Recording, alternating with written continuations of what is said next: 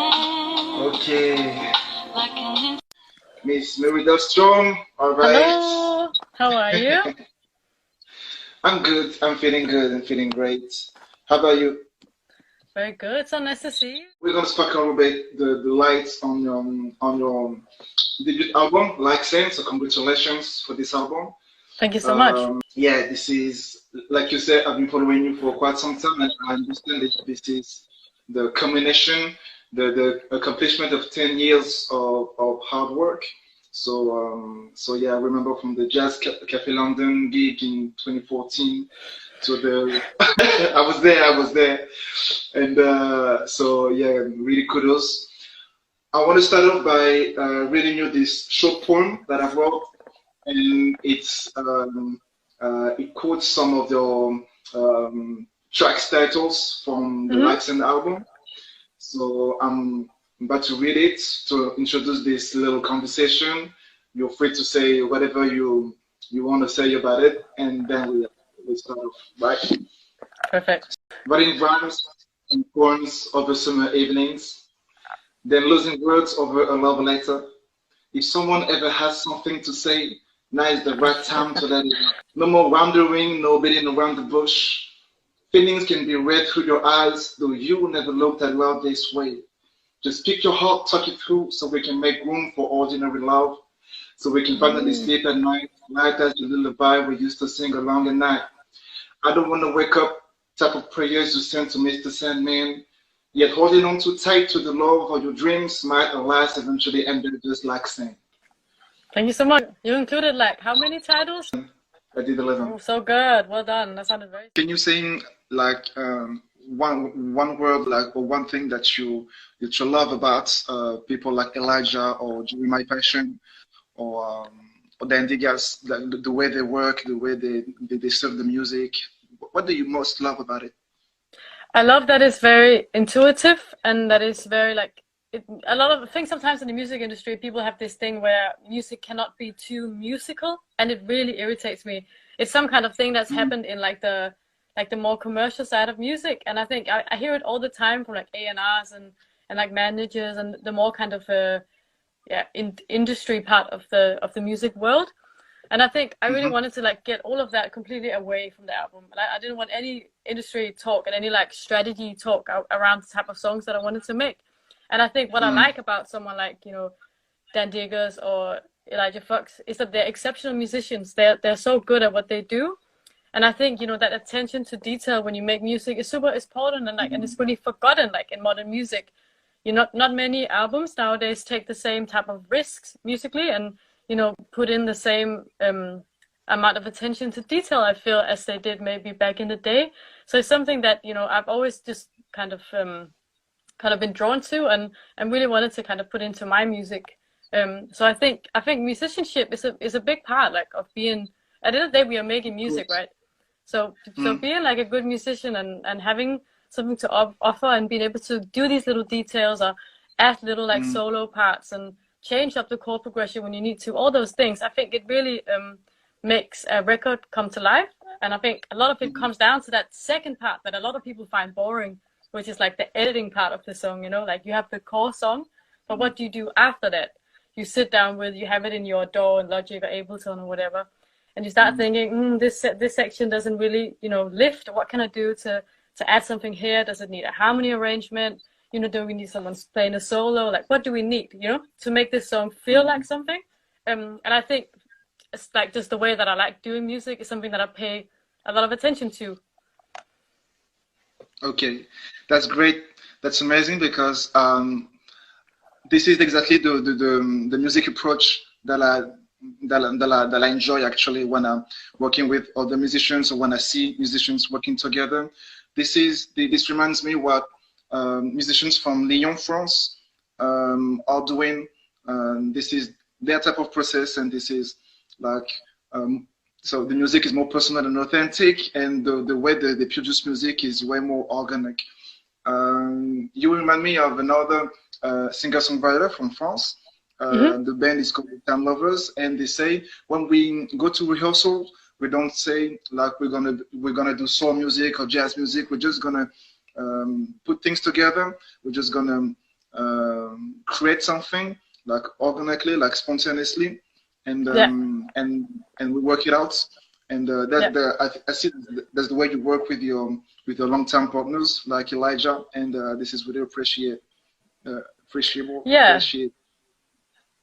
I think sometimes the overthinking can really stop the good music making. You know, when you're in the moment of making music, you then start analyzing it as you make it. It can really be a big like blockage for like achieving your goal, I think, you know. So that's what I'm trying to avoid when I'm making music. I'm just making music, and I don't really spend much time assessing it before it's done, like before the core song is already made. And then when I have the core song, then I start thinking about, okay, maybe not this, or maybe I want more of that, you know. Yeah, exactly. And that's the thing interesting. Yeah, sorry, that's the thing interesting, because I remember you said in an interview, you try to not listening to music to get inspiration. You try to take your creativity from your own mind, from your own head. So you try not to overthink the process and go with the flow. And I think this is something like what you can call writing with freedom, and writing with self-awareness of what you can what you can put in work in your music, and it is a bit like more free. Yeah, definitely. Talking about your music getting personal, I think we can say this is kind of therapeutic. So at some point, when I'm listening to tracks like Time and the lyrics, I feel how therapeutic it can be, because we all love you for like your brain, for your hard work, state of mind. You can even learn a new instrument to like the bongas, or like, I don't know if you play the flute too. But you always try to improve some skills to make your music better, and this implies a lot of work. But sometimes, like you say, in some time, you try to relax a little bit. So how much this song have been therapeutic for you to relax with the work ethic, with the work-life balance, and so on? Yeah, I think definitely work-life balance is kind of what that song is about, you know?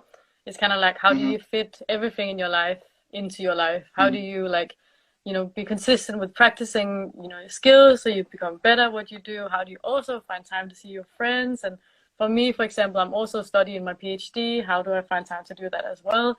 So it's kind of like a big puzzle. And I think that particular day, I was just thinking like, oh my God, I'm trying to succeed in two different lives, like my research life, but also like my music life. And it's hard sometimes to balance. And I think, you know, sometimes we take those little things a bit for granted.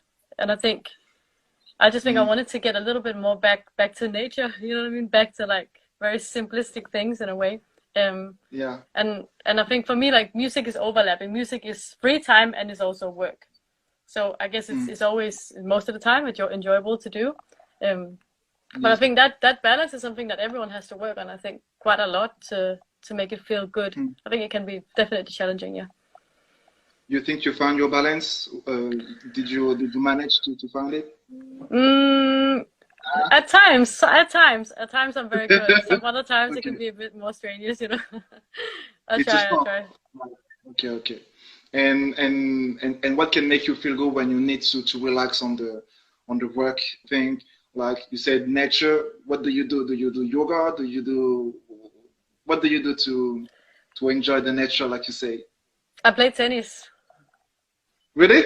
Okay. Yeah, I used to play tennis a lot when I was a kid. I was like actually quite good. I was on like a really good team. I got headhunted by this trainer, and I played loads of tennis when I was a kid, and I stopped when I was about 15. So I still do tennis now, and I also run. I run like every second day or something like that. And then I like cooking. And of course. I like nature, you know, like walking, being outside, green, all that kind of stuff. Yeah. Does it inspire your music too? Because sometimes your music can get kind of contemplative. So does those beautiful landscape when you go hiking or some, does it inspire you to your music, to creativity? Yeah, actually, I think sometimes when I'm out running, sometimes I stop because I think about something musical, and then I have to start like writing little ideas down. sometimes they come when I'm actually doing things, you know. So I think Yeah, so. yeah, yeah. And I also think with Okay. music, sometimes it's the smaller questions that are the interesting one. Like this, the smaller question in life that happens all the time, like little things you might think, or little things about humanity, or the small everyday Mhm. like things that might come in and like, you know, inspire you. It doesn't have to be like massive life events. I think that you need to write a good song. It can just be something in your mind that day, or mood, or you know, someone that said one sentence. You know what I mean? Yeah, yeah, yeah. I get it. I get it. All right. Um, I have one question because you were talking about you like when you were a kid, and there's one question I love asking people in an interview, is Mm-hmm. that what would the little Marie Dahlstrom, let's say the 2011 Marie Dahlstrom, what would she say about the 2020 Marie Dahlstrom? What would you, if the younger you would see what you accomplished, what you did today, Mm. how would she feel? Well, what would she say? Um, I think it would be something like you've come a long way, but also it's been quite a lot of journey, you know? Lola Um, wondering. yeah, a lot of wandering, yeah, a lot of journey. And like I lived in China for a while.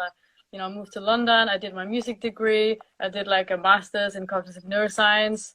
You know, I started my Uh-huh. PhD. I've been doing all these EPs in between. So Mm, it's just been like a consistent kind of journey. And I think if I should give myself some advice looking back, um, it would probably be like learn a little bit more about the music industry setup before you start, because I just started. I had absolutely no clue. I was like halfway through my music school and I was just like, I like making songs, and I just started like putting things out, and like I didn't know anything about mixing or anything, you know. And I think you were maybe I could have only. been, yeah, I was just completely like, you know, in the zone. But maybe I feel like I could have done something maybe a bit more like, yeah, maybe plan things out a little bit better. But I mean, I learned a lot that way, so no, it worked out for the better, I guess. And that's interesting. Like, what are the most meaningful lessons that you've learned in this music industry? Then, if you have some advice to give to your younger self, what maybe one big lesson that you got from this journey? I think it would be like trust your intuition at all times. Really be like truthful to yourself, and listen to what you truly think. Like work with people for the right reason. Like release the songs Mm, that you truly feel like strong about. Like make sure that things are your visions, and that you're not doing these things to please everyone else. Because I think with everything in life is so difficult. And if there's one thing that's your own, then come on, it's your art. Like it's what you make, you know? mm, Because it wouldn't really exist without you. So I feel like having that kind of grasp of your own art, and really feeling strongly about what you do, and like making decisions that feel good inside your body, I think that's super important. And I think the times mm. where I have not done that, um it's been like way less enjoyable, because you want to feel proud of it, you know, at the end of the day.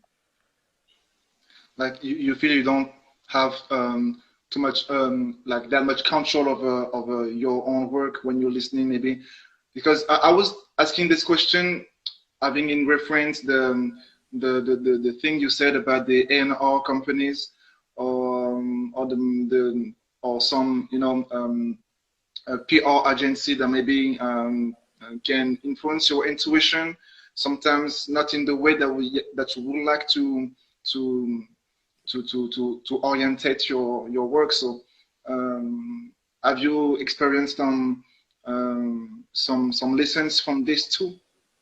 Yeah, I think there's a lot of politics in music, you know, and sometimes I'm not sure I agree Mm, with like all of those politics and all of that music business stuff. mm, I think it can influence a lot of people and make them more insecure than they need to be. I see it in a lot of my friends. I see it in myself sometimes. Like you feel like you need to measure up to all these standards, but like, what are they really for? You know, at the end of the day, I mhm, think we would enrich like the musical scene so much more if everyone dared to be a bit more themselves, in like when coming from the record industry side of things. You know, that people were more mm. promoted to like be their own individuals and don't sound like other people because they have to, but if they do so because they want to, you know what I mean? Yeah. And I think you know, Sometimes. more individuality. Like let's make the range a bit broader. Like let's make, you know, Mm, loads of different norms instead of just one thing, you know, that should be like the gold standard thing. I don't think that works well, and I think it's cutting off a lot of opportunity for a lot of great musicians and singers and mm. players. So I think, you know, a So, more broad, open-minded music world mm. would be amazing. Yeah. And I think you're doing pretty well. I've seen your latest video for summer evenings. Really feels like home, and Yeah. we can feel your own story and your own personality, and this is where the music can really connect with the audience, I think. And yeah, the Laxen promotion, the Laxen narrative never been as authentic as ever, I think. You did Thank you. great with the projects like Anymore, which is my favorite Mm, release, and Where the Flowers Grow and so on. But like the Laxen edition, uh,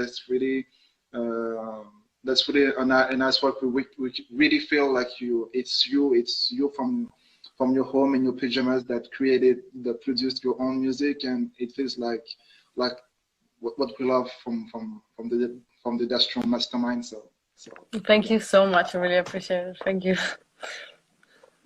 A few more questions. A few more questions. I'd like to, because you have a website and you have all your lyrics on your website, and I'd like to know what is your favorite lyrics and why. What do they mean for you?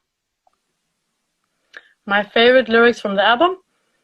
Yeah, from the album, That's a good question. I think like Sand is a pretty good lyric, actually, talking about like that song. I Okay, like it because I think it's I tried to think about, like, you know, when you are on the beach and you hold sand, but then it still like comes through your fingers. mm, But it's only when you hold it really tight, then it comes through your fingers, you know. But if you just hold it like okay, this, you can still kind of keep it. And that was the mm-hmm, imagery I had in my head, like, and I think it goes for a lot of things in life. If you hold on to it so mm, much, it's really hard to keep it and keep it like a positive experience. So sometimes loosening a bit up, you know, that was what this song was about, and it's something that I so personally experienced in my life at a point, and it was kind of nice to yeah, put that into a song, but in a not in an angry way. Do you know what I mean? More in like a reflective way of what these things mm-hmm. does to someone. Yeah. Okay, so I thought that it was only directed towards a love situation, but actually this can be addressed to any type of experience in life. Actually, whether it's music writing, whether it's the life work balance I think. Okay, so that's deeper than what I thought, and that's enjoyable. Okay, all right, I get it. Okay, I think I had one last question. What can you tell about this show? Like, what could be the Laxon experience live? How would you describe it? Well, are there some surprises to expect from the show, or something? Anything? I think there will definitely be some surprises. I don't know exactly what they're gonna be just yet, but there will be some surprises, and it's gonna be with my full band. And like, I really want to present these songs how I imagine it with my band, you know, Mhm. instead of doing Yeah, it yeah. like, for example, doing like a IG live show or something. I just feel, when people hear it for the first time, I want people to hear it, you know, in that true Mm, full experience. So mm, that's why I put it on sale now, because I was like, I want something to look forward to, and I want, you know, everyone who listens to my music to have something too, who's in London at least, you know, and then hopefully work around getting a Europe tour. So oh, that should great. be like a good thing for the new year. Yeah. You'll be in France, in Paris, I or hope it, so. yeah, I hope it will be in France. Maybe at the is it called the Le Bizard? Is that what it's called? The venue? Do you know that one? What you said? Bizarre? Yeah, Bizard or something like that. Bizard. There's Yes, some it venue is. I played in France at some point, and it If you was really can, great. you should, because I'm based in Lyon, so in Yeah, the southeast of France. We had Maharia, and I know that Dendigas, one of your producers, has been working for her, I think. So it'd yeah. be great if you two have a gig in Lyon, Ninkasi. This is one of the venues. But yeah, this is Eloise Bay Music, say Bizarre, and this is, yeah, Bizarre. a nice place Yeah. to put on the Yeah. show. Someone was asking who is in the band. So maybe can you drop some names from the people you're working with in the band? Yeah, so it's Standigas on keyboard, it's Mikhail Boswell on drums, Jay Mm-hmm. Asafo, he's called, on bass, and Mafro Mm-hmm. Waters on guitar. And then Mm-hmm. I have two backing singers. One of them is Joshua Boswell, and the other one is, as of now, Ruby Okay. Wood. The band I've been playing with for a long time is always the same group, and that's so nice because we've really developed a sound. And yeah, they're like my really good friends, and I just owe them everything. I need them so much, like I think way more than they need me. But so it's that it's always amazing to play with them, and I think for me having backing singers, like so much of my sound is background vocals. All my choruses are like stacks of harmonies with like maybe ad libs and stuff on top of it. So having like live singers, is amazing. And having a big Yes. band like that means you cannot do as many shows because it's so expensive, but it also means that I feel like the shows are a better quality when they're there, and I hope that people really like leave with a good musical experience. Basically, we have one show in December in Denmark, and then the London show Okay. is going to be in March because I think the venues are opening up early, like late February or early March, and then this is going to be like at the end of March, so that the venues just had a little moment to start up. Right. But so it's quite far in advance. But I just feel like why not just get it all starting and get the mind going there, and like you know what I mean. And hopefully, if something opens up quicker, then we might arrange something for earlier. Yes. Okay. Well, thank you very much for having us. Is there anything else you'd like to add?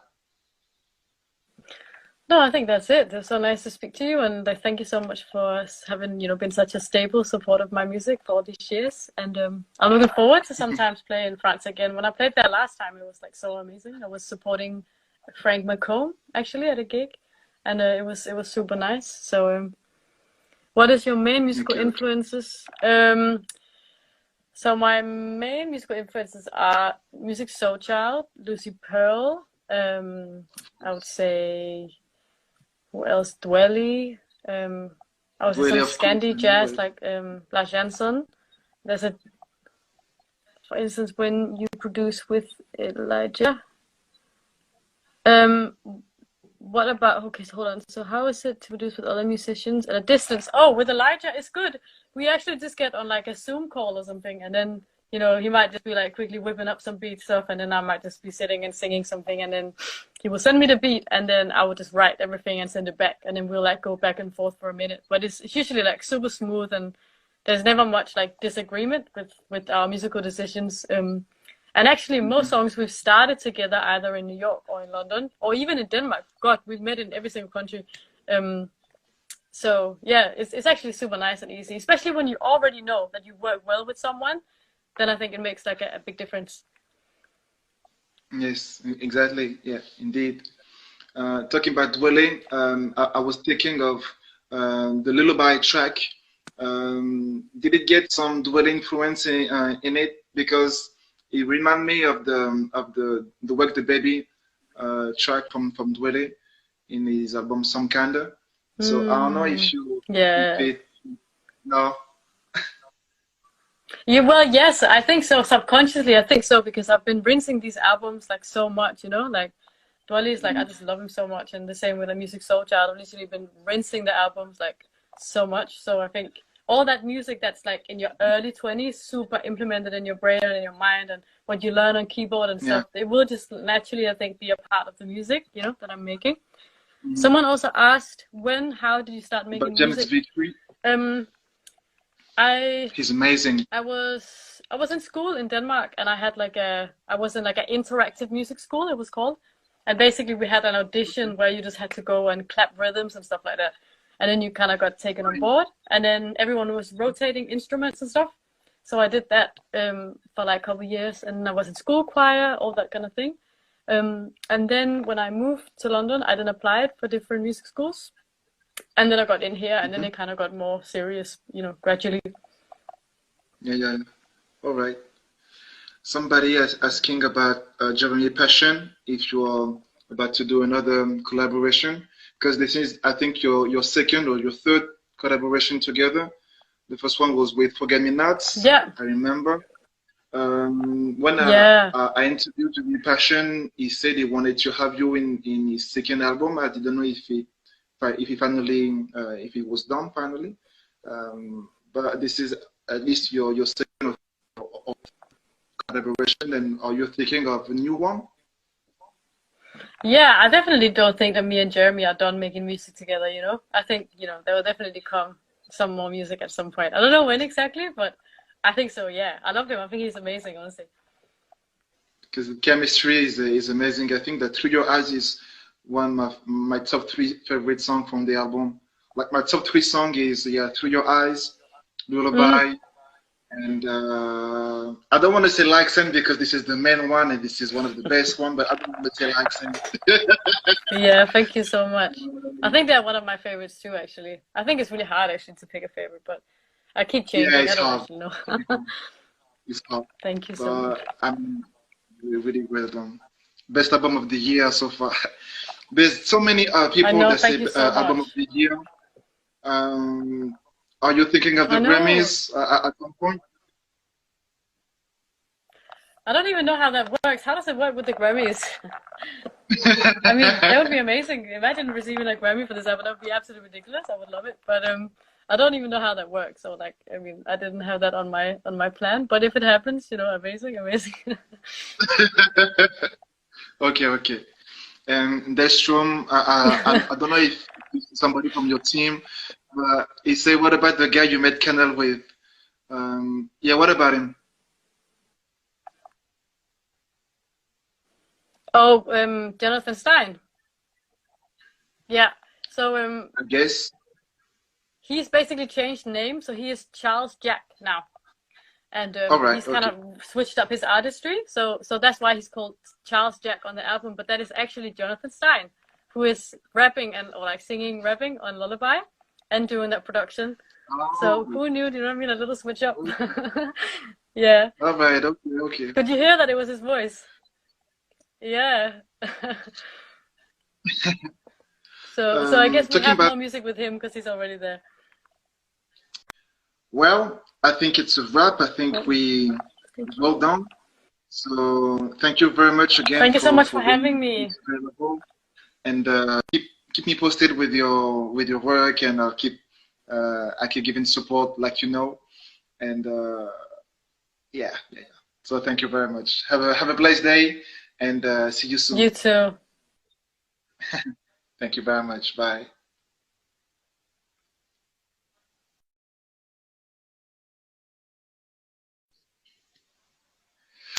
So, c'était donc Marie Dahlstrom. That was Marie Dahlstrom. Thank you a lot. I'm grateful. Je suis très reconnaissant. Merci pour les conseils pour que le son soit meilleur. J'espère que vous étiez content de cette interview. Si vous avez des questions supplémentaires par rapport au travail de Marie Dahlstrom, n'hésitez pas à me les envoyer. N'hésitez pas aussi à checker du coup les prochaines actualités de l'artiste en question. Et puis, je pense qu'on refera ce format assez régulièrement. Donc, voilà. Et vous l'avez entendu, elle prépare une tournée européenne, probablement en France. Elle a retenu le lieu Bizarre à Paris. Si vous pouvez faire un petit link quasi en plus, ce serait génial. Donc, voilà. Merci à tous. C'était Marie Dahlstrom sur Sounds Beautiful. Et see you soon.